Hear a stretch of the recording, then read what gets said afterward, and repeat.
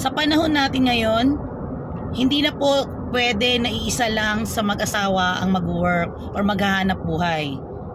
As a partner, as a wife, as a spouse, kailangan mong tulungan ang partner mo.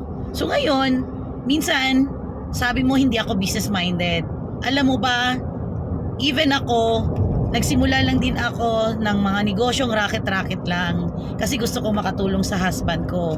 Kaya lang ang problema, ang hirap hanapin ng pera pero ba't ang bilis at madaling maubos? Ang problema pala, wala akong sistemang sinusundan. So kung ikaw kagaya ko na raketera din pero ang problema bakit ang hirap pa rin ng buhay? Kaibigan, meron akong alam na negosyo, okay? Na pwede mong simulan. Of course may kapital pero wag mo munang isipin ang kapital kasi more than pa ang ibabalik sa'yo. Pwedeng magbago ang buhay mo. Pwede mo din gawing extra income. Maniwala ka. Kung nagawa ko, magagawa mo rin. Sa kagaya ko, lalo na kung ikaw mahilig mag-travel or gustong mag-travel pero hindi mo pa nagagawa, yun at yun ang gusto natin. Kagaya nito, kasama ko palagi ang husband ko, Mr. Juvel Escalikas.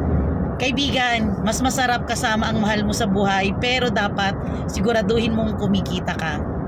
May pera po sa Pilipinas. Yan po ang totoo.